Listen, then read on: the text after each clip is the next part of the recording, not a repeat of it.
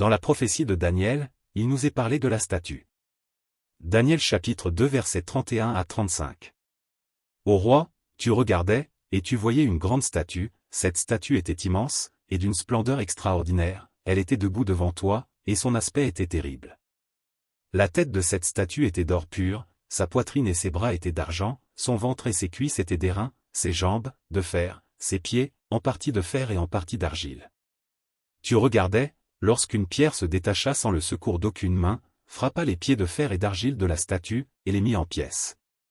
Alors le fer, l'argile, l'airain, l'argent et l'or, furent brisés ensemble, et devinrent comme la balle qui s'échappe du nerf en été, le vent les emporta, et nulle trace n'en fut retrouvée.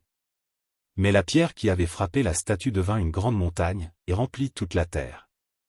Nous voyons que la pierre frappe d'abord les pieds, puis devient une grande montagne qui remplit toute la terre. Cela sous-entend que les choses vont se produire progressivement. Qui est cette pierre? C'est Jésus et son gouvernement, c'est-à-dire le royaume de Dieu.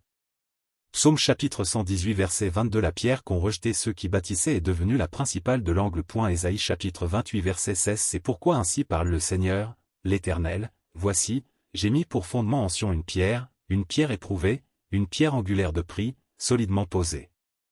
Nous savons où Jésus va poser les pieds, sur le mont des Oliviers, en face de Jérusalem. Zacharie chapitre 14 verset 4. Ses pieds se poseront en ce jour sur la montagne des Oliviers, qui est vis-à-vis de Jérusalem, du côté de l'Orient. Actes chapitre 1 verset 11 et 12. Et dire, hommes galiléens, pourquoi vous arrêtez-vous à regarder au ciel? Ce Jésus, qui a été enlevé au ciel du milieu de vous, reviendra de la même manière que vous l'avez vu allant au ciel.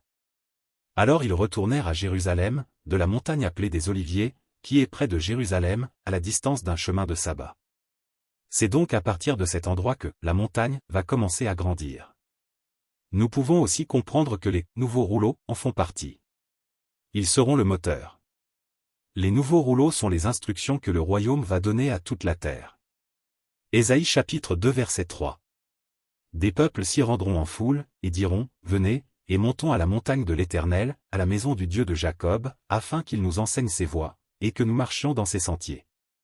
Car de Sion sortira la loi, et de Jérusalem la parole de l'Éternel.